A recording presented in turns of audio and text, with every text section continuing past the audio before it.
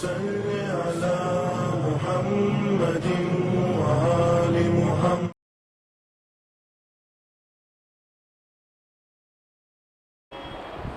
الحمد لله الذي لا يبلغ مدحته القائلون ولا يحصي نعماءه العادون ولا يؤدي حقه المجتهدون ثم الصلاة والسلام والتحية والإكرام على سيد الأنبياء والمرسلين سيدنا ومولانا أبي القاسم محمد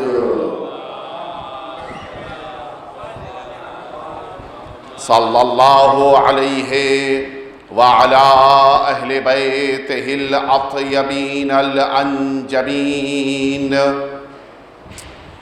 الذين أذهب الله عنهم الرجس وطهرهم تطهيرا. اللهم صل على محمد. لا سيما الإمام المبين بقية الله في الأرضين أرواحنا وأرواح العالمين لتراب مقدمه الفداء واللعنة الدائمة الباقية على أعدائهم أجمعين. أما بعد فقد قال الله الحكيم في كتابه المبين وهو أصدق الصادقين وقوله الحق. اللہ اعلم حیث یجعل رسالتہ. ایک دفعہ مل جل کے آپ سبھی حضرات صلوات بھیج دیجئے.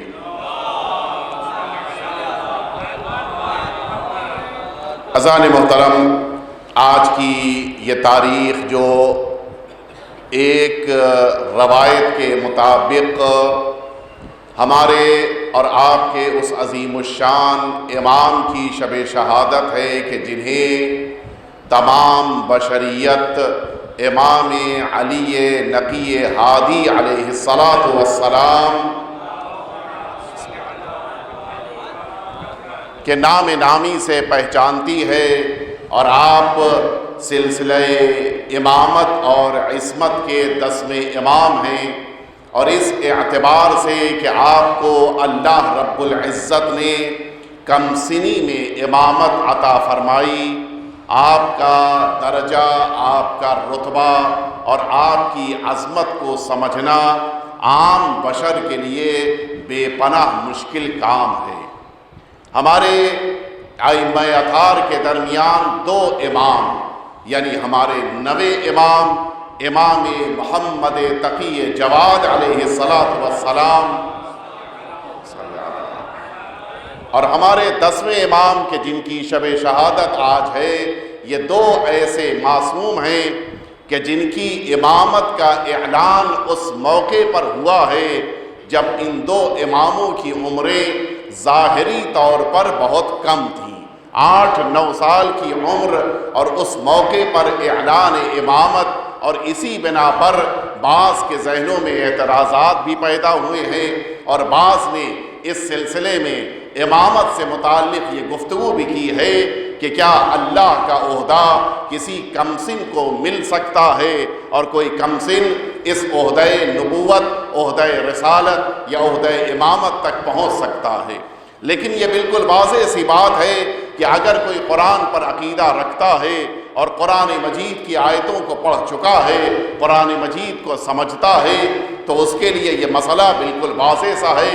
اس لیے کہ یہاں پر بحث 8-9 سال کے امام سے متعلق ہو رہی ہے، جبکہ قرآن کا اعلان ہے، جیسا کہ کل ابھی میں نے عرض کیا تھا کہ قرآن کا اعلان ہے ایک ماں کی آغوش میں ایک چھوٹا سا بچہ ہے کہ جو ابھی کچھ ہی لمحات پہلے بظاہر شاید ایک دن کا بھی فاصلہ نہیں ہے۔ یہ بچہ ماں کی آغوش میں یہ آواز دے رہا ہے، قال انی عبداللہ آتانی الکتاب وجعلنی نبیا۔ یہ قرآن مجید نے صاف لفظوں میں سورہ مریم کی 30ویں آیت شریفہ میں اعلان کیا ہے کہ جب اللہ کی بارگاہ سے یہ ننھا سا بچہ سامنے آیا تو اب یہ ننھا سا بچہ اپنی ماں کی عصمت کی گواہی صرف یہ کہہ کر نہیں دے رہا ہے کہ یہ میری ماں پاک دامن ہے، بلکہ اپنے نبی ہونے کا بھی اعلان کر رہا ہے۔ اس کے معنی ہے اللہ جب منصب دیتا ہے عمر دیکھ کر نہیں دیکھتا ہے، صلاحیتیں دیکھ کر دیتا ہے۔ لہٰذا یہ اعتراض کہ کم سنی میں یہ امامت کیسے ملی، ہمارے آقا اور مولا کی ولادت باسعادت کے جن کی شب شہادت ہے، مولا کی ولادت باسعادت 212 ہجری قمری میں ہے۔ البتہ جس طرح سے شہادت کی 2 تاریخیں ہیں اسی طرح سے مولا کی ولادت کی بھی 2 تاریخیں ہیں۔ ایک اسی آئندہ آنے والے رجب المرجب کی 5ویں تاریخ ہے، دوسری تاریخ ذی الحج کے مہینے کی 15 تاریخ یہ 2 تاریخیں بیان کی ہیں۔ 212 ہجری قمری میں مولا کی ولادت باسعادت کی، اور اسی طرح سے مولا کی شہادت کی 2 تاریخیں بیان ہوئی ہیں، جن میں سے ایک کل کی تاریخ ہے اور ایک اگلے مہینے میں یعنی رجب المرجب کی 3 تاریخ کے لیے بیان ملتا ہے کہ 254 ہجری قمری میں مولا درجہ شہادت پر فائز ہوئے۔ اس موقع پر کل آپ کی عمر مبارک 42 سال کی تھی۔ 42 سال میں آپ نے وہ علم کے پیغام دنیا تک پہنچائے ہیں کہ آج تک دنیا ششدر ہے، دنیا تعجب میں ہے کہ یہ کیسے ممکن ہے کہ اتنی کم عمر میں امامت ملنے کے بعد بھی اتنا زیادہ علمی پیغام دنیا تک پہنچایا جائے۔ یہ خود اپنے میں ایک گفتگو ہے، اپنے میں ایک بحث ہے جس کی طرف مجھے اس وقت نہیں جانا ہے، اس لیے کہ مجھے سیرت آپ کے سامنے عرض کرنی ہے۔ لیکن پھر میں التماس کروں گا کہ تھوڑا تھوڑا آپ حضرات اگر آگے سمٹ آئیں، بہتر طریقے سے اپنی بات آپ کی خدمت میں عرض کی جائے، تھوڑا تھوڑا آپ حضرات آگے آ جائیے، آپ حضرات بھی تھوڑا آگے آ جائیے، اور تاکہ بہتر آپ بھی سن سکیں اور بہتر طریقے سے پیغام بھی پہنچایا جا سکے۔ مل جل کے آپ حضرات صلوات بھیج دیجئے۔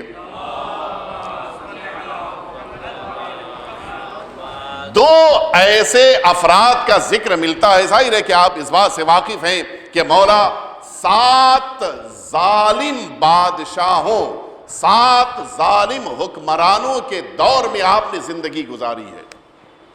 بڑا سخت دور امام کا گزرا ہے۔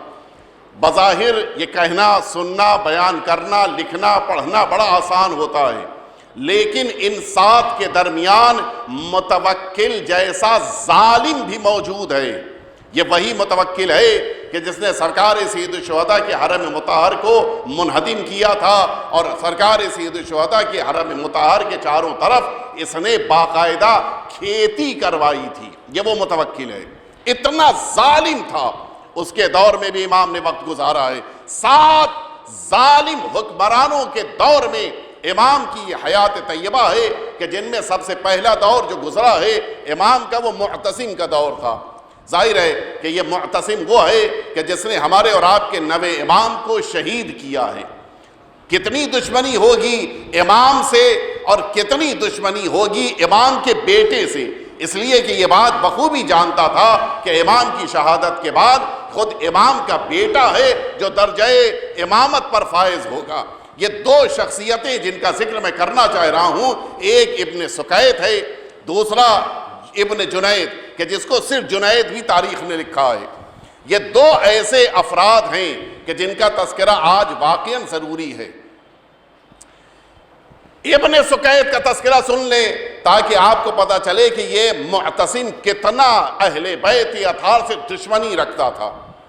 ابن سکیت یہ وہ انسان ہے کہ جو اپنے زمانے کا سب سے بڑا نحوی سمجھا جاتا تھا، سب سے زیادہ اس کو عربک گرامر کے اوپر کمانڈ حاصل تھا، اور جس موقع کے اوپر یہی ابن سکیت، ظاہر ہے کہ اب بڑا شخص ہے، بڑی شخصیت ہے، بڑی پرسنالٹی ہے، تو پھر حکومتیں اس کو اپنے قابو میں رکھنا چاہتی ہیں۔ ابن سکیت کو بلایا، اور بلانے کے بعد معتصم نے اپنے لڑکوں کا اس کو ٹیچر بنایا، اب ظاہر ہے کہ اب جب میرے دربار میں آنا جانا ہوگا، صبح و شام آ رہا ہے، میرے بچوں کو پڑھا رہا ہے، بیٹے کو پڑھا رہا ہے، تو یہ عالم تو ہے، درباری عالم سمجھا جائے گا، لوگ سمجھیں گے میرے قابو میں ہے۔ لیکن حقیقت کب کھلی؟ ایک دن جب انسان کی مصیبت آئے، اور یوں کہہ لیا جائے کہ جب ساری باتوں سے پردہ اٹھنا ہو تو خود اللہ ایسے مواقع فراہم کر دیتا ہے۔ معتصم نے ایک دن ابن سقیت سے یہ بات پوچھ لی کہ یہ بتاؤ کہ تم جو میرے ان دو بیٹوں کو پڑھا رہے، اچھا غرور بھی ہوتا ہے، ان حکمرانوں کے اندر غرور ہوتا ہے، عقل ہوتی ہے، یہ جو دو میرے بیٹوں کو تم معتز کو اور دوسرے کو پڑھا رہے ہو، یہ معتز وہی ہے کہ جس نے ہمارے اس امام کو کہ جن کی شب شہادت انہیں شہید کیا ہے۔ معتز کو پڑھا رہا تھا وہ ابن سقیت۔ معتصم نے اس سے پوچھ لیا کہ یہ بتاؤ کہ یہ جو میرے دو بیٹے جن کو تم پڑھا رہے ہو، اور جو واقعی طور پہ تم سے پڑھ لینے کے بعد تو پڑھے لکھے سمجھے جائیں گے، عالم سمجھے جائیں گے، یہ بتاؤ معاذ اللہ ثم معاذ اللہ نقل کفر نباشد، اس لیے میں کہہ رہا ہوں، اس نے یہ پوچھ لیا کہ یہ بتاؤ تمہاری نگاہ میں، ایک اور سلوات بھیج دیا،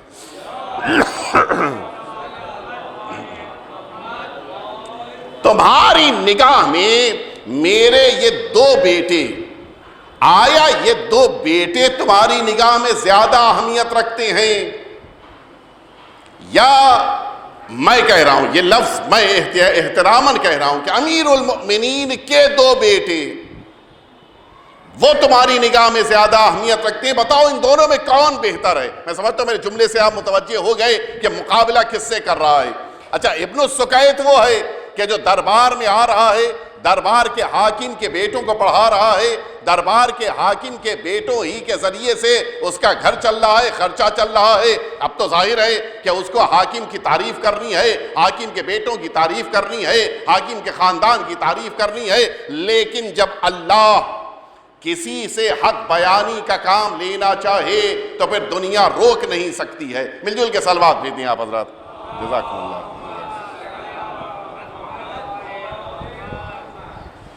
جب اللہ حق بیانی کا کام لینا چاہے، یہ بھی توفیق پروردگار ہوتی ہے، لہٰذا اگر کوئی حق بیانی کرے تو اسے اکڑنا نہیں چاہیے، خدا کا شکر گزار بننا چاہیے، یہ توفیق اللہ کی ہوتی ہے۔ بعض لوگ اگر صحیح کہنے کا موقع صحیح موقع پر مل جائے تو ان کے اندر اکڑ پیدا ہوتی ہے، غرور پیدا ہو جاتا ہے، میں نے یہ بات کہی، نہیں آپ نے نہیں کہی ہے، یہ اللہ کی دی ہوئی توفیق کی بنا پر مناسب موقع پر آپ نے مناسب بات کہی ہے۔ توجہ فرمائی آپ نے۔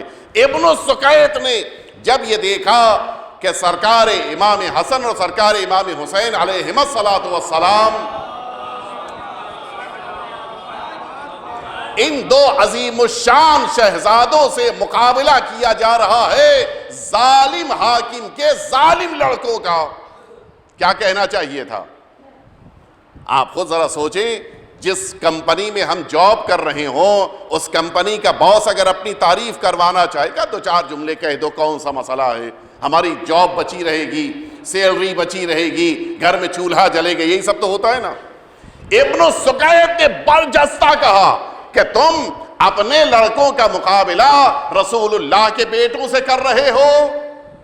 اس کا جملہ یہی ہے، اس نے امیر المؤمنین کا بیٹا نہیں کہا، اس نے جناب سیدہ کا بیٹا نہیں کہا، کہا تم رسول اللہ کے بیٹوں سے اپنا مقابلہ کر رہے ہو، جبکہ تمہارے لڑکوں کا مقابلہ تو امیر المؤمنین کے غلام قنبر سے بھی نہیں کیا جا سکتا ہے۔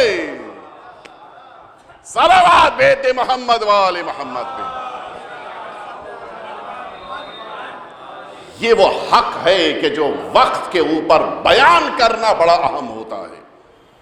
اب آپ سوچئے کہ معتصم کس مزاج کا رہا ہوگا، کیسا ظالم معتصم کہ اس نے ابن السقیت کی زبان کھچوائی ہے۔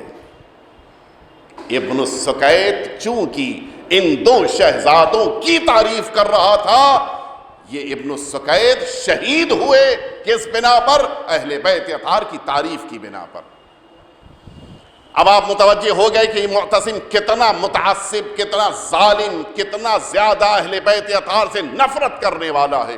ایک چال چلی اس نے یہ سمجھ لیا کہ میں نے تو شہید کر دیا نوے امام کو، ان کا بیٹا یہ شیعوں کا امام بننے والا ہے، امام وہ یہ سمجھ رہا تھا کہ ابھی عمر کم ہے، یہ شیعہ جب یہ بڑی عمر کے ہوں گے تب انہیں امام مانیں گے۔ کہ ایک بڑا اچھا کام کیا جا سکتا ہے، کیا کام کریں؟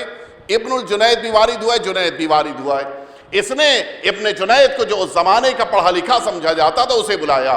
اتفاق یہ ہے کہ ابن جنید وہ ہے کہ جو خود اس معتصم کی فکر رکھتا ہے۔ متوجہ ہو گیا میں کیا کہنا چاہ رہا ہوں؟ یعنی وہ اہل بیت اطہار کو نہیں مانتا تھا۔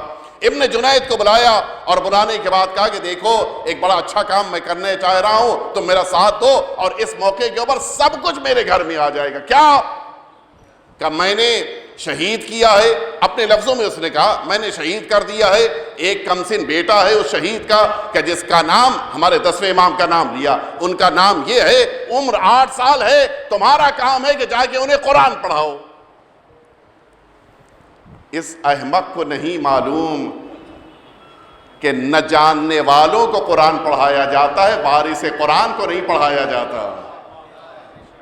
ابن الجنید جاؤ، یہ 8 سال کا بچہ ہے، اسے قرآن پڑھاؤ۔ نتیجہ کیا ہوگا؟ کل کو جب یہ شیعوں کے درمیان ان کی امامت کا تذکرہ ہوگا تو میں کیا کہوں گا؟ میں کہوں گا کہ وہی تمہارے امام ہیں کہ جو میرے بھیجے ہوئے استاد کے شاگرد ہیں۔ نتیجہ کیا ہوگا؟ یہ شیعوں کی امامت میرے گھر میں چلی آئے گی۔ یہ خام خیالی اس کے دماغ میں تھی۔ ایک دفعہ اور سلوات بھیج دیں آپ حضرت، جزاکم اللہ، اللہ آپ کو سلامت رکھے۔ وہ بھی دے دی، میں رکھوں گا، جزاکم اللہ۔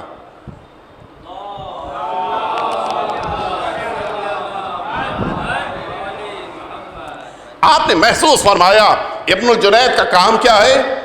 8 سال کے امام کو قرآن پڑھانا ہے۔ بعض روایتوں میں 3 ملاقات کا ذکر ہے، بعض روایتوں میں 2 ملاقات کا ذکر ہے، اور دونوں میں عرض کی دیتا ہوں تیسری روایت کہ جس میں ذکر ہے نتیجہ وہی ہوا جو 2 میں ذکر ہوا ہے۔ ابن الجنید کو بھیج دیا گیا۔ اب ظاہر ہے کہ وہ امام کے گھر میں آیا ہے اور امام کو معاذ اللہ قرآن پڑھانے آیا ہے۔ توجہ فرما رہے ہیں آپ؟ اس سے پتہ چلتا ہے کہ جب 8ویں وارث کو کوئی نہیں پڑھا سکتا تو جن کے وارث ہیں ان پیغمبر کو کون پڑھا سکتا ہے؟ یہ جو آج ایک تھنکنگ پائی جاتی ہے کہ رسول اللہ معاذ اللہ نہیں جانتے تھے، نہیں پڑھے لکھے تھے، یہ ان کے چہروں پہ تماچا ہے۔ ابن الجنید گیا اور کچھ دنوں کے بعد جب پہلی ملاقات، 2 ملاقاتیں ذکر کرنی ہیں، پہلی ملاقات ہوئی اور اس ملاقات کے اوپر معتصم نے پوچھا کہ بتاؤ ابن الجنید کیسا ہے تمہارا شاگرد؟ کا شاگرد؟ کیوں؟ میں نے تو تمہیں بھیجا تھا پڑھانے کے لیے۔ کہا یہ تو دنیا کہتی ہے کہ میں پڑھانے جاتا ہوں، دنیا سمجھتی ہے میں پڑھاتا ہوں، حقیقت یہ ہے کہ میں پڑھنے جاتا ہوں۔ توجہ فرمائی؟ اچھا ابھی بھی معتصم کو سمجھ میں نہیں آیا، وہ یہ سمجھا کہ شاید یہ تکلف تعارف سے کام لے رہے ہیں، کہا نہیں جاؤ ٹھیک سے پڑھاؤ اس کو، بھیج دیا واپس۔ دوسری بار جب یہ آیا ابن الجنید، یہ اہل بیت سے نفرت کرتا تھا، اہل بیت کو نہیں مانتا تھا، اہل بیت کا سخت دشمن تھا، اہل بیت اطہار کی تعریف کبھی پسند نہیں کرتا تھا۔ وہی ابن الجنید اب جب آیا ہے دربار میں، معتصم کے سامنے کھڑے ہو کر کہتا ہے کہ تم نے ایسے شخص کے پاس مجھے بھیجا تھا جو کمسن ہونے کے باوجود ان کا عالم یہ ہے میں ایک آیت پڑھتا ہوں وہ پورا سورہ پڑھ دیتے ہیں، میں ایک سورہ پڑھتا ہوں وہ پورا قرآن سنانے لگتے ہیں، میں تفسیر پہ آتا ہوں وہ تعویل بتا دیتے ہیں، میں تنزیل پہ جاتا ہوں وہ شان نزول بتا دیتے ہیں، اور اس کے بعد جملہ کہتا ہے تم سمجھتے ہو کہ میں قرآن جانتا ہوں، میں اقرار کرتا ہوں دنیا میں ان سے بڑا کوئی عالم نہیں ہے۔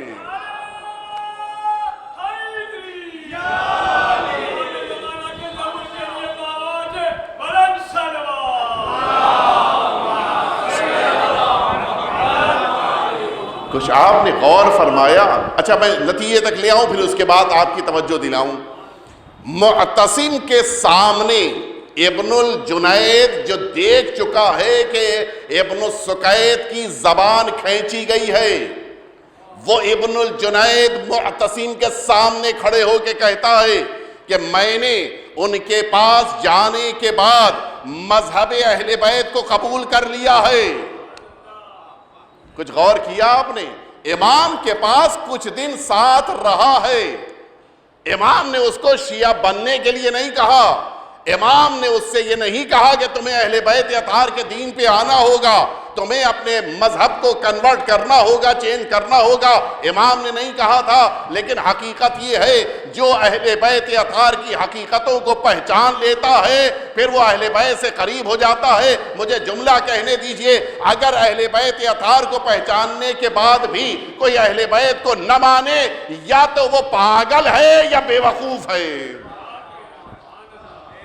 آپ خود بتائیں، جس کے پاس اہل بیت اطہار کی حقیقت آ گئی، کیا اب بھی کسی طرح کے انکار کی گنجائش ہے؟ یہ دو لفظیں میں نے کیوں کہی تھی؟ اس لیے کہی ہیں کہ اتنا سب ہونے کے باوجود یہی معتصم ہے کہ جو امام کی دشمنی پہ کمر کسے ہوئے ہے، اور اسی کی تربیت ہے کہ اس کے لڑکوں نے جو اہل بیت اطہار کے اوپر ظلم ڈھائے ہیں وہ بے نظیر ہیں۔ میں نے اسی لیے متوکل کا نام دیا تھا، اسی معتصم کا لڑکا متوکل ہے کہ جس نے بے پناہ ظلم ڈھائے ہیں۔ ایک ظلم تو میں نے عرض کیا آپ کی خدمت میں کہ متوکل ہی نے سرکار سید الشہداء کے حرم مطہر کو منہدم کیا تھا۔ وہ یہ سمجھ رہا تھا کہ زائرین ختم ہو جائیں گے تو مزار ختم ہو جائے گی، لیکن وہ نہیں جانتا کہ یہ اہل بیت اطہار کی مزار ہیں، یہ زائرین کے ختم ہونے سے ختم نہیں ہوتی، اللہ کے یہ ولی ہیں، جب تک ذات پروردگار ہے اہل بیت کی مزاریں بھی باقی رہیں گی۔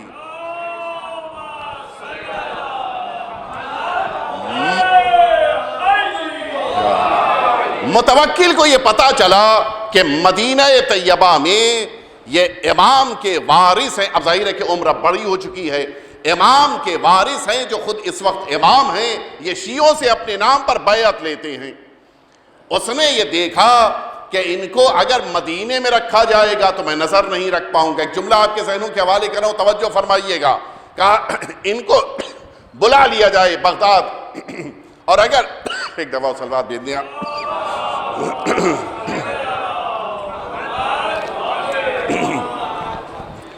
یا بغداد میں رکھا جائے یا سامرہ میں رکھا جائے۔ مولا 20 سال سامرہ میں رہے ہیں، لمبا پیریڈ ہے، 20 سال سامرہ میں رہے ہیں۔ اگر ان پہ نظر رکھ پایا تو ٹھیک، ورنہ انہیں قتل کر دوں گا۔ ارادہ معتصم کا یہ ہے۔ آپ ایک جملے کی طرف میں توجہ دلانا چاہ رہا تھا، اس لیے میں نے کہا تھا آپ غور کیجئے گا۔ جتنے بھی بادشاہ گزرے ہیں، یا تو ان کو آئندہ آنے والے حاکم نے قتل کیا، یا اس کے اطرافیان نے انہیں قتل کیا، یا پبلک نے انہیں قتل کیا۔ یہ 3 صورتیں نکلی ہیں، یا اگلے آنے والے بادشاہ نے قتل کیا، یا اس کے چاروں طرف رہنے والے اطرافیان جو کہلاتے انہوں نے قتل کیا، یا پھر پبلک نے قتل کیا۔ کسی ایک امام معصوم کے دامن پر یہ دھاپ دھبا نہیں ہے کہ وہ کسی حاکم کے قتل میں شامل ہوئے ہوں۔ اور ادھر سے آپ دیکھ لیجئے، جتنے بھی امام شہید ہوئے ہیں، ان اماموں کو بادشاہوں نے اور حاکموں نے شہید کیا ہے۔ اس کے معنی ہے حکومتیں ائمہ اطہار کو قتل کرتی ہیں، امام لوگوں کو زندگیاں عطا کرتے ہیں۔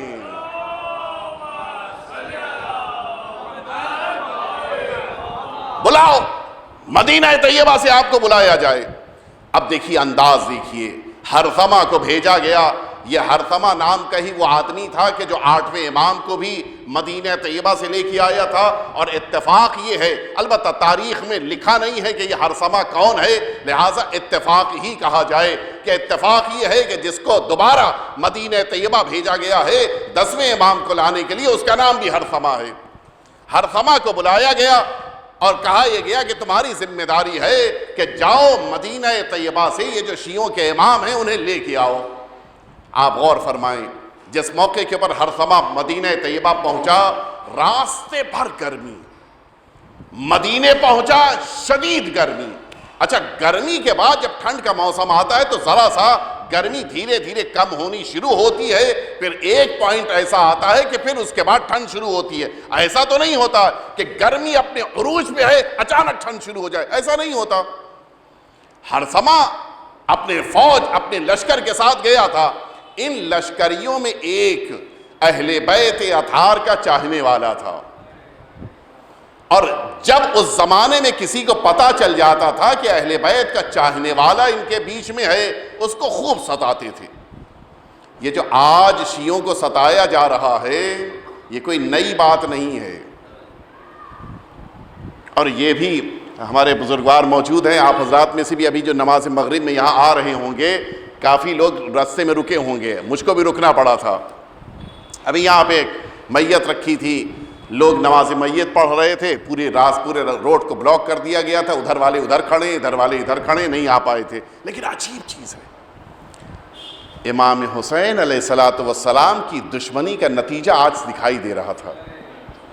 یہ جو رونے پر ہم پر پابندی لگائی جا رہی تھی کہ نہ رو، امام حسین پہ نہ رو، آج نتیجہ یہ ہے کہ اس گھر کا انسان مر گیا، نہ ماں رو رہی ہے، نہ بیوی رو رہی ہے، نہ بیٹی رو رہی ہے۔ کچھ توجہ فرمائی آپ نے؟ ایک چھوٹے سے شیعہ کا بھی جنازہ اٹھ رہا ہو، کوئی تو ایسا ہوتا ہے کہ جس کی آنکھیں ڈبڈبائی ہوتی ہیں، رو رہا ہوتا ہے، لیکن وہاں عالم یہ ہے کہ وہ مر گئے تو کوئی رونے والا نہیں ہے۔ یہ امام حسین کی دشمنی کا نتیجہ ہے کہ اپنے گھر کے مردوں پر بھی آنسو نہیں نکلتے ہیں۔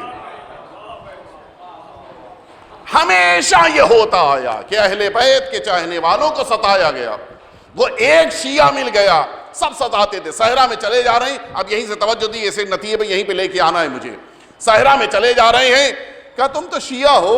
کہاں بھائی میں شیعہ ہوں۔ اچھا، بعض شیعہ بڑے محکم ہوتے ہیں، کچھ بھی ہو جائے اپنے عقیدے کو ظاہر کر کے رہیں گے۔ میں شیعہ ہوں، ہاں بولو۔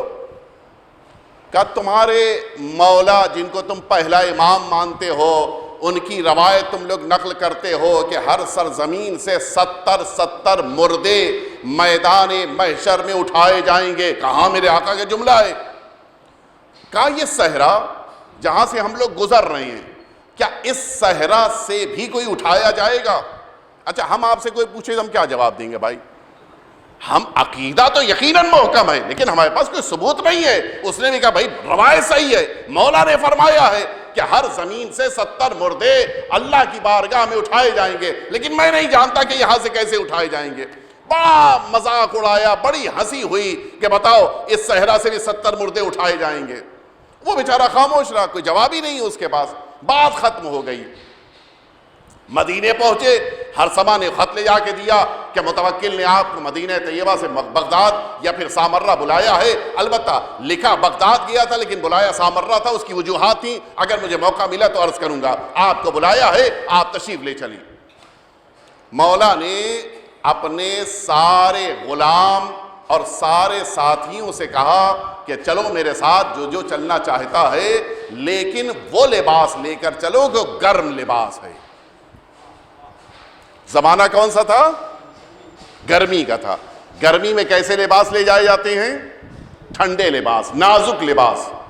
مولا نے فرمایا تم سب گرم لباس، موٹے لباس، اونی لباس کہ جن سے ٹھنڈک میں بچا جا سکے، اپنے ساتھ اگر تم مثلا کمبل لے جا سکتے کمبل لے جاؤ۔ اس طرح سے وزن بڑھ گیا۔ آپ جانتے ہیں کہ صحراؤں کا سفر بڑا مشکل ہوتا تھا، بڑا لیمیٹڈ سامان لے کے جانا ہے، اس لیے کہ اونٹ کے اوپر لاد کے لے جانا ہے۔ اب یہ جو سامان ایکسٹرا ٹھنڈک والا یعنی گرم کپڑے لے کے جا رہے ہیں، سامان بڑھ گیا۔ پوری ہرثمہ کی فوج ہنس رہی ہے کھڑی۔ ان لوگوں کو دیکھو، یہ ان کو امام مانتے ہیں معاذ اللہ۔ بڑا مذاق، وہ لفظیں وہاں پہ وارد ہے، میں لفظیں نہیں ادا کر رہا ہوں۔ ان کو امام مانتے ہیں جنہیں یہ بھی نہیں پتا ہے کہ موسم ٹھنڈا ہے یا گرم ہے۔ بڑا مذاق۔ اچھا، وہ بیچارہ ایک اکیلا شیعہ اب لوگوں سے مقابلہ بھی کرے تو کیا کرے؟ کہ نہیں انہوں نے فرمایا ہے تو صحیح ہے۔ آپ کو تعجب ہوگا، یہ سفر شروع ہوا مدینہ طیبہ سے، ٹھیک اسی جگہ جہاں پر اس شیعہ پر اعتراض کیا تھا ان بقیہ نے کہ تمہارے مولا نے کہا ہے کہ ہر سرزمین سے 70 مردے اٹھیں گے، یہ سرزمین سے کیسے اٹھیں گے؟ ٹھیک اسی زمین پر رات میں یہ قافلہ رکا، شدید ہوائیں چلی، تیز بارش ہوئی، حتیٰ روایت میں ہے کہ وہاں پر اولے گرے، برف کے ٹکڑے جو صحرا میں نہیں گرتے، صحرا میں برف کے ٹکڑے گرے، اور اتنی شدید ٹھنڈ ہوئی کہ ہرثمہ کی فوج کے اچھے خاصے افراد مر گئے۔ آپ نتیجے تک آئیں گے تو آپ متوجہ ہوں گے. مولا سے پوچھا آپ کیا اچھا مولا نے جو لباس سے سب میں بٹوا, یہ ہے اہل بیت اطہار کا کرم. جو مذاق اڑا رہے تھے انہیں بھی اہل بیت اطہار کے امام نے لباس دیے, لیکن ظاہر ہے ٹھنڈ اتنی شدید تھی کہ کتنے آدمی مر گئے. مولا سے پوچھا آپ کیا کریں, لاشوں کو لے جائیں, کہا نہیں یہیں دفن کرو. کچھ آپ متوجہ ہوئے؟ لاشیں وہیں پہ دفن کیے گئے, اور اب جب قافلہ چلنے کے لیے تیار ہوا, ہر سما نے کہا کہ ذرا کاؤنٹ تو کرو کہ ہمارے فوجیوں میں کم کتنے ہوئے. سنیں گے آپ, نہ ایک کم نہ ایک زیادہ, جو دفن ہوئے تھے وہ 70 مردے تھے.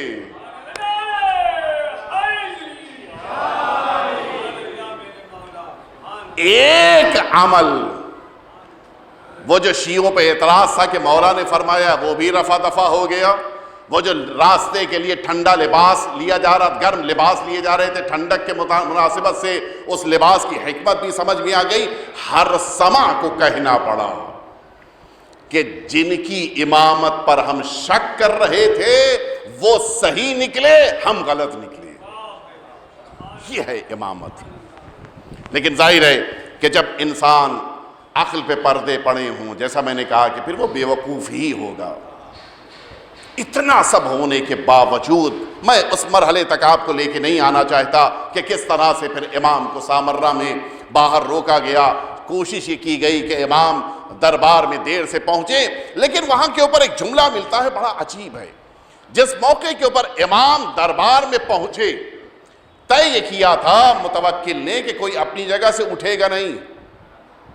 امام جہاں جگہ, اچھا اس زمانے میں ہوتا یہ تھا کہ کرسیاں لگی ہوتی تھیں, حاکم کی اپنی کرسی ہے, بقیہ ساتھ میں کرسی نشین جو اس کے ہوتے تھے ان کے لیے کرسیاں لگی ہوتی تھیں. ساری کرسیوں پہ سارے اس کے مثلا وزراء, سارے چاہنے والے, سارے مصاحبین بیٹھے ہیں, کوئی کرسی خالی نہیں ہے. نتیجہ کیا ہوگا؟ نتیجہ یہ ہوگا کہ نیا آنے والا اپنی جگہ پہ کھڑا رہے, زمین میں تو نہیں بیٹھے گا, کرسی ہے نہیں, کھڑے رہنا پڑے گا. کہ دیکھو کوئی اپنی جگہ سے ہلے گا نہیں. یہ شیعوں کے امام آ رہے ہیں, کسی کو ہلنے کا اختیار نہیں ہے اپنی جگہ سے. اب آپ سوچیں, عجیب منظر ہے. امام جس موقع کے اوپر دربار میں داخل ہوئے, سب نے اگنور کرنے کے لیے امام کی طرف دیکھا ہی نہیں, لیکن نگاہیں کنکھیوں سے دیکھ رہی تھی کہ متوکل کیا کرتا ہے. اچھا یہ بھی ایک فیکٹ ہے کہ اگر حاکم اٹھ کے کھڑا ہو جائے تو پھر تو کوئی کرسی میں نہیں بیٹھا رہے گا.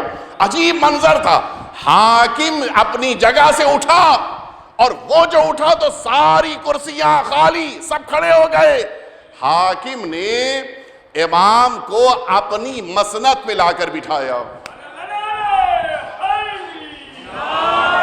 اور جملہ آپ سنیے, آپ جس موقع کے اوپر یہ سب کچھ ہو گیا, امام کو رخصت کیا دربار سے. لوگوں نے پوچھا کہ سرکار آپ نے تو فرمایا تھا کوئی اپنی جگہ سے اٹھے گا نہیں, لیکن آپ تو خود اٹھ گئے.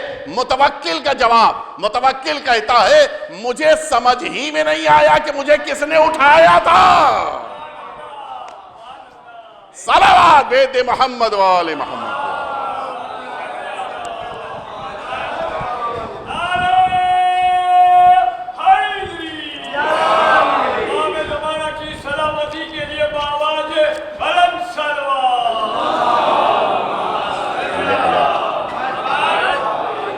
میں اپنی بات کو مکمل کر دیتا اس لیے کہ وقت میرا پورا ہو رہا ہے, لیکن ایک روایت ضرور عرض کروں گا اور اس کے بعد ایک واقعہ اور بات کو ختم کر دوں گا. حقیقت یہ ہے کہ اگر کسی کے دل میں زیارت کا شوق ہے, زیارت کی تمنا ہے, تو 10ویں امام سے توسل کرنا چاہیے. میں متعدد بار ابو ہاشم جعفری کا تذکرہ کر چکا ہوں.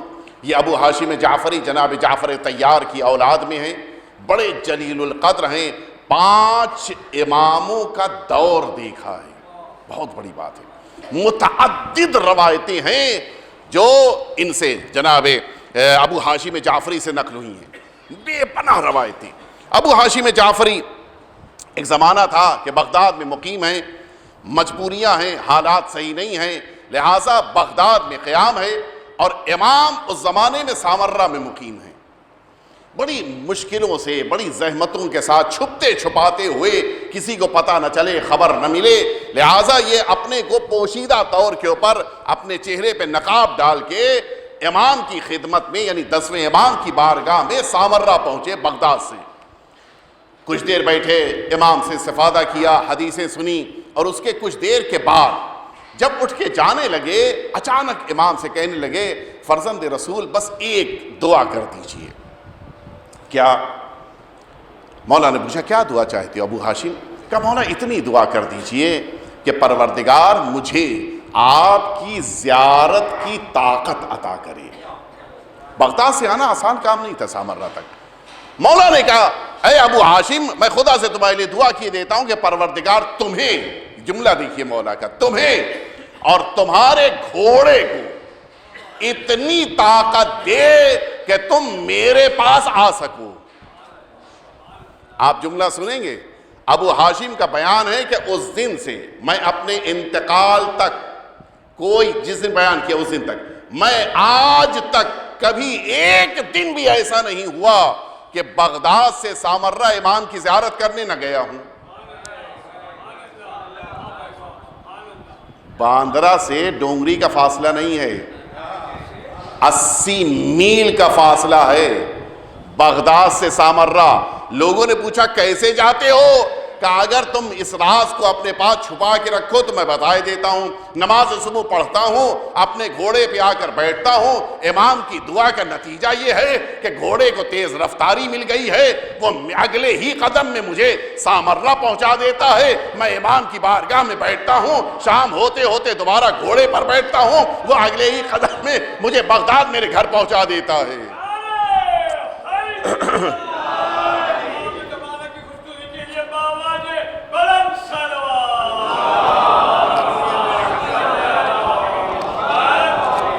یہاں پر شارحین نے لکھا ہے کہ امام زیارت کی توفیق بھی دیتے ہیں اور زیارت کی سواری بھی مہیا کرتے ہیں۔ یہ کوئی نہ کہے کہ میرے پاس رقم نہیں ہے، میں کیسے زیارت پہ جا سکتا ہوں، فلائٹس بہت مہنگی ہیں، ہوٹلز مہنگے نہیں۔ جن کے پاس جا رہے ہیں ان کے کرم کے مقابل یہ خرچہ بہت معمولی سا ہے۔ ہم مانگ کر تو دیکھیں، اگر امام سے واقعاً دل کی گہرائیوں سے دعا کیجئے، امام ضرور خود زیارت کی سعادت بھی ہمیں عطا فرمائیں گے اور سواری بھی ہمارے لیے مہیا فرمائیں گے۔ بس میں نے اپنی بات کو مکمل کر دیا۔ یہی ابو ہاشم جعفری، میرا وقت بھی پورا ہو رہا ہے، البتہ سیرت کے اور پہلو بھی پیش کرنے تھے، لیکن آپ سنیں، یہی ابو ہاشم جعفری، متوکل کا دور، وہ دور کہ جس دور میں امام کی زیارت بے پناہ سخت تھی۔ سب سے زیادہ جو مشکل دور امام کا گزرا ہے، قاتل معتز ہے، اس کے دور میں اتنی سختی نہیں اٹھائی ہے مولا نے جتنی متوکل کے دور میں اٹھائی ہے۔ بے پناہ، رات میں اچانک حملہ ہو جاتا تھا گھر پہ، کیا ہوا تفتیش کرنی ہے۔ اس سپہ سالار کا بیان کہ میں جس موقع کے اوپر متوکل کے حکم کی بنا پر امام کے گھر میں سیڑھی لگا کے نیچے اترنا چاہ رہا تھا، میں نے اندر نظر دوڑائی، پورے گھر میں اندھیرا تھا، صرف ایک جگہ پہ میں نے دیکھا روشنی ہے، نور ہے۔ میں نے غور کیا تو دیکھا کہ موٹے لباس میں ہمارے امام، یعنی ہمارے امام، اس نے تو نام لیا ہے، وہ تشریف فرما ہے، مصلی پر نماز پڑھ رہے ہیں، اور جیسے ہی میں نے نیچے دیکھا کہ میں اتروں تو کیسے اتروں، اندھیرا ہے۔ آپ سنیں گے، کہتا ہے کہ شیعوں کے امام نے مجھ کو آواز دی، میرا نام لیا اور فرمایا کہ ابھی وہیں ٹھہرو، میں چراغ لے کے آ جاتا ہوں، تب تم آرام سے نیچے اتر جانا۔ ہے کوئی اتنا کریم؟ متوکل نے بے پناہ ستایا امام، بہت تکلیفیں دی ہیں۔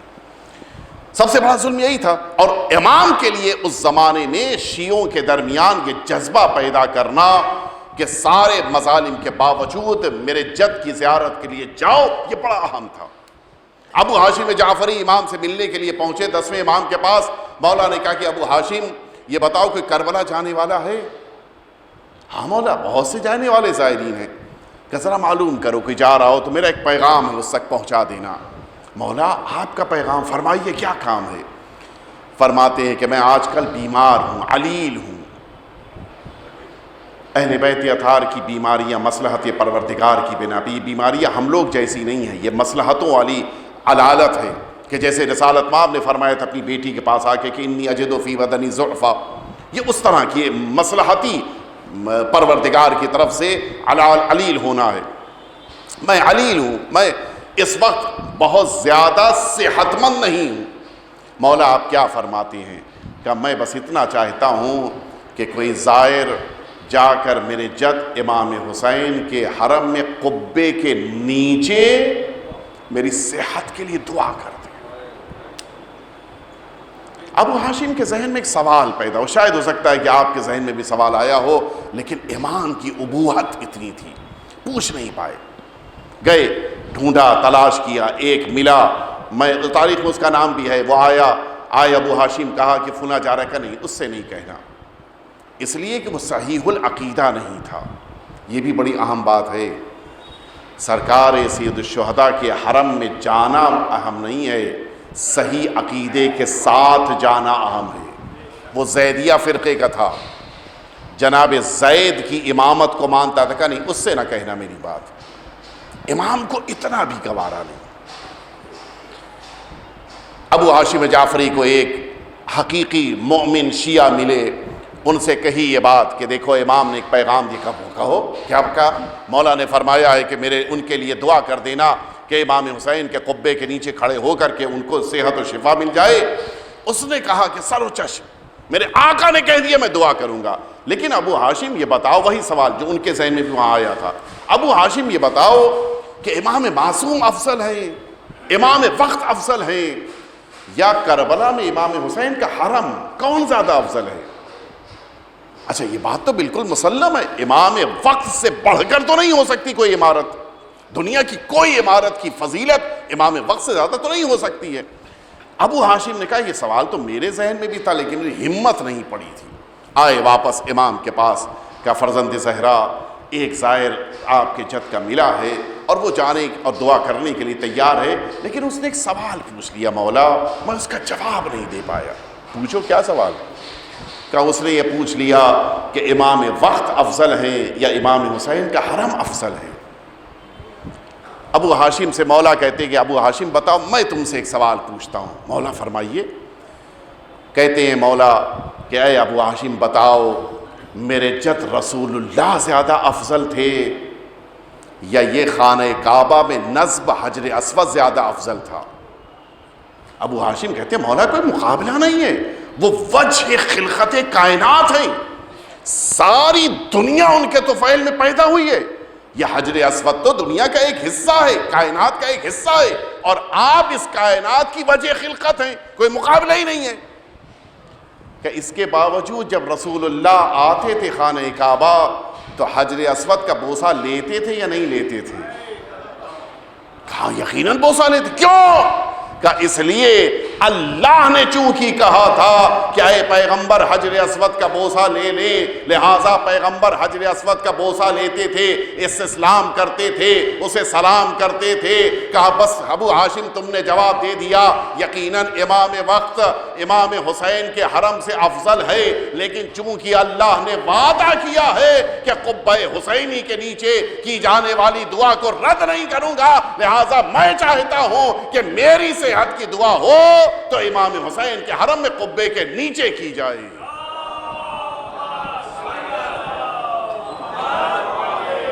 یہ ہے عظمت آقا سرکار سید الشہداء کے حرم مطہر کی۔ کیوں نہ دل تڑپیں امام حسین کی بارگاہ کے لیے، جب خود فرزند حسین کا دل چاہتا ہے کہ ان کے لیے امام حسین کے حرم میں دعا کی جائے۔ آج اسی امام کی شب شہادت ہے جنہوں نے سب سے زیادہ آقا امام حسین کی زیارت کے لیے مؤمنین کو بھیجا ہے، سب سے زیادہ تیار کیا۔ یہ متوکل کے دور کا واقعہ ہے کہ جس موقع کے اوپر ایک خاتون، اس زمانے میں اس نے پابندیاں جو لگائی تھی ان میں سے ایک پابندی یہ تھی کہ جو آئے گا اپنے بیٹے کو قربان کرے۔ مائیں بچوں کو لے کے آتی تھی۔ انہی کے درمیان ایک زمانہ وہ بھی آیا کہ جب اس نے یہ اعلان کیا کہ جس کو بھی زیارت پہ آنا ہو وہ اپنا داہنا ہاتھ کٹوائے، پھر حسین کی زیارت کے لیے جائے۔ وہ ایک خاتون کھڑی ہے اپنا بایاں ہاتھ آگے کیے ہوئے، لو میرا ہاتھ کاٹ دو، مجھے حسین کی زیارت کے لیے جانا ہے۔ اور جب جلاد نے پوچھا کہ تمہارا بایاں ہاتھ کیوں سامنے آیا ہے، داہنا ہاتھ کہاں ہے، کہتی ہے وہ داہنا ہاتھ تو تم نے پچھلے سال زیارت کے لیے کاٹا تھا۔ کون ہے کہ جو امام حسین کی زیارت کے لیے اتنا شوق رکھتا ہو؟ ہاں وجہ یہ تھی کہ ہمارے 10ویں امام نے شیعوں میں وہ شوق پیدا کر دیا تھا۔ وہی امام آج شب شہادت آ چکی ہے، معتز نے آپ کو زہر دیا اور آپ کا عالم یہ ہے آج کی رات آپ نے بڑی بے چینی میں گزاری ہے۔ صبح نمودار ہوئی، پورے سامرہ میں اعلان ہو رہا ہے کہ شیعوں کے امام کا انتقال ہوا ہے۔ البتہ یہ شہادت تھی جسے چھپایا جا رہا تھا، لیکن ہاں دھیرے دھیرے شیعوں نے جمع ہونا شروع کر دیا۔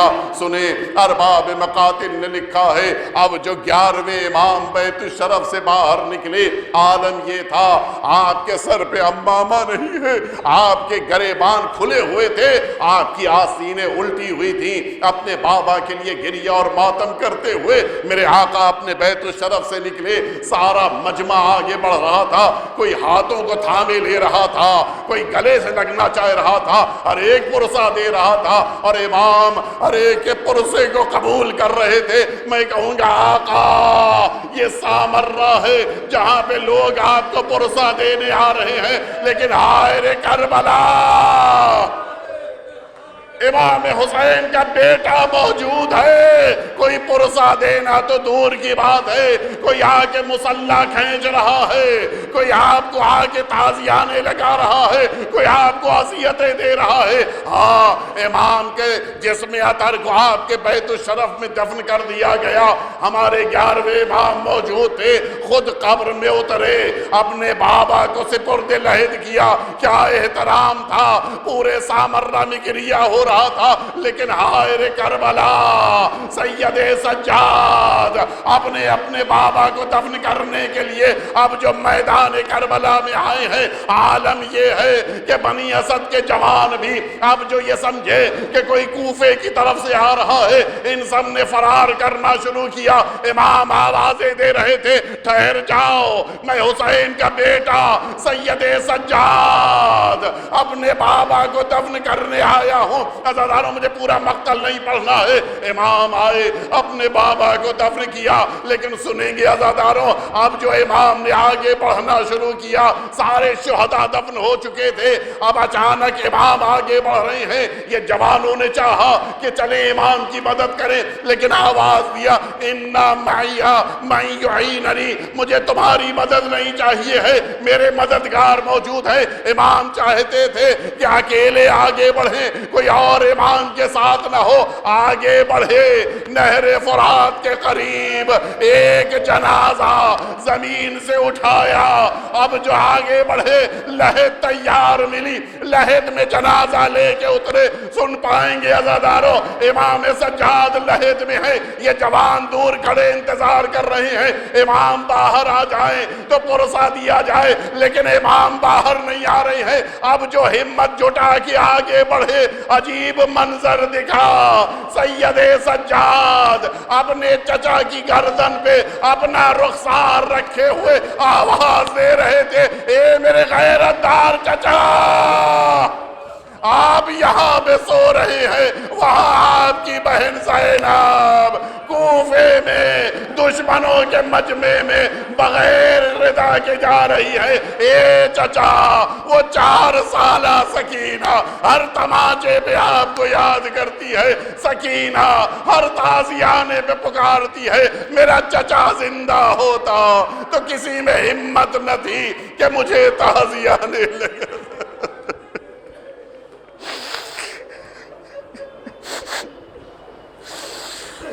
ألا لعنة الله على القوم الظالمين وسيعلم الذين ظلموا أي منقلب ينقلبون إلهي بحق الزهراء وأبيها وبعلها وبنيها والسر المستودع فيها أن تصلي على محمد وآل محمد۔ پروردگار ہم سبھی کے آقا اور مولا کے ظہور میں تعجیل فرما۔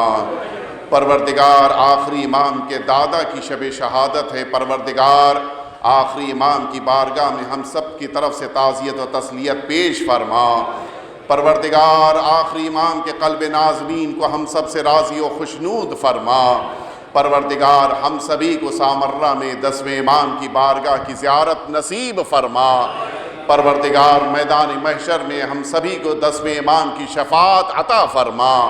پروردگار جن مؤمنین کے دلوں میں زیارتوں کا شوق ہے ان کو یہ سعادت عطا فرما۔ پروردگار ہم سبھی کے والدین اگر باحیات ہوں خدمت کی توفیق عطا فرما، اگر اس دنیا سے اٹھ گئے ہوں جوار اہل بیت اطہار میں جگہ مرحمت فرما۔ پروردگار 10ویں امام کی شہادت کی مناسبت سے مجلس منعقد کرنے والے مؤمنین، شرکت کرنے والے، ذکر کرنے والے، نوحہ پڑھنے والے، پروردگار ان تمام مؤمنین کی توفیقات میں اضافہ فرما۔ پروردگار ہم سبھی کو اہل بیت اطہار کی ولایت کے ساتھ زندگی گزارنے کی توفیق اور سعادت عنایت فرما۔ ربنا تقبل منا انک انت السمیع العلیم۔